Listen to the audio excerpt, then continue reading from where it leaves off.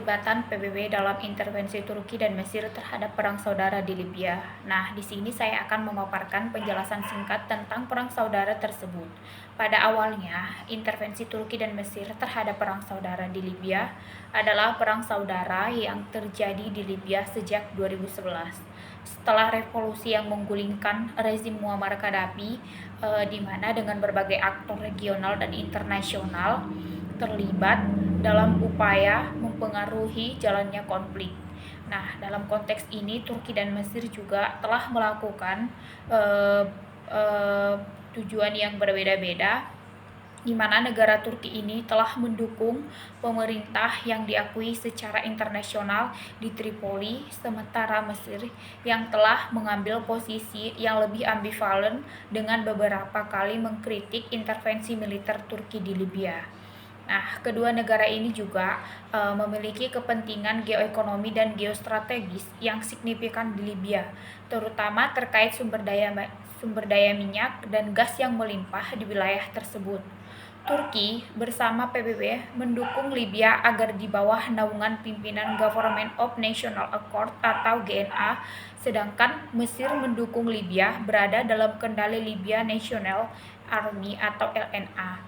Keterlibatan kedua negara ini juga dibantu oleh sekutu-sekutu mereka, akan tetapi Turki dan Mesir yang paling bersitegang dalam konflik ini. Nah, Turki ini juga memiliki strategis di Libya karena letak geografinya yang berdekatan dengan Suriah, sedangkan yang membuatnya memiliki kepentingan untuk mempengaruhi konflik di Libya. Sementara itu, Mesir juga memiliki kepentingan mempengaruhi konflik di Libya karena letak geografinya yang berdekatan di Libya dan memiliki kepentingan untuk mempengaruhi keamanan dan stabilitas di kawasan tersebut.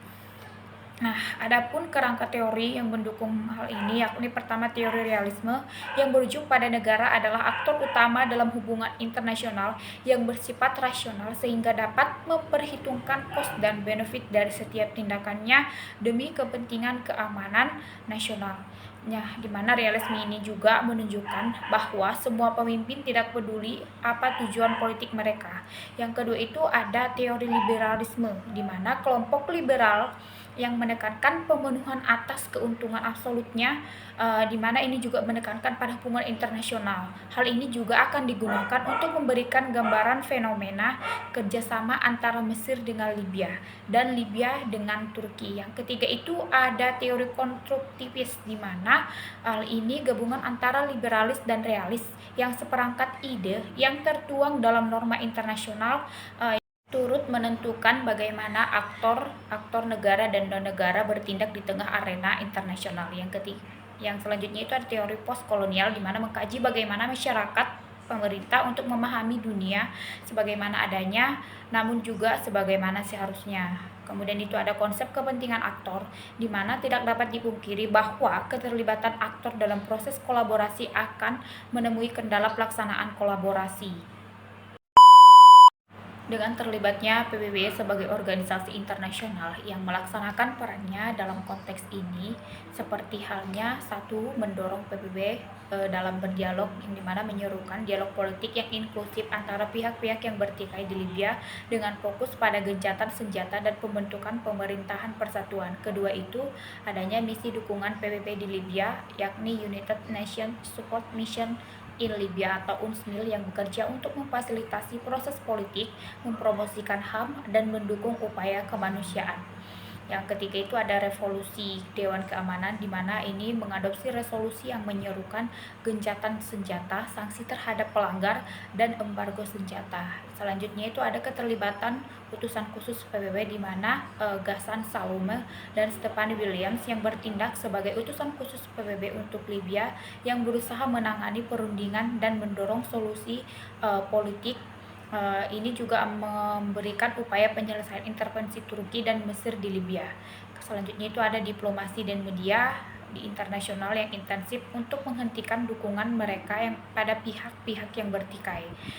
Kemudian itu ada gencatan senjata dan solusi politik untuk mendorong penyelesaian politik yang damai. Nah, kemudian itu adanya rekonstruksi dan pembangunan pasca konflik dan penguatan institusi negara dan rekonsiliasi serta mengatasi krisis kemanusiaan. Meski didorong oleh organisasi internasional seperti PBB dan NATO serta proses penyelesaian yang dilakukan namun sepenuhnya belum terselesaikan. Dengan begitu, PBB juga memainkan peran penting dalam upaya untuk menyelesaikan perang saudara di Libya.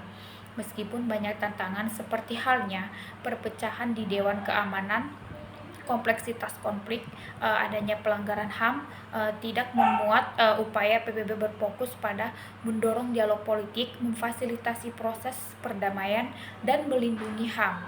Kemudian peran PBB akan terus menjadi penting dalam mencapai solusi dalam menjamin kedamaian dan berkelanjutan di Libya. Sekian penjelasan topik dari saya. Terima kasih.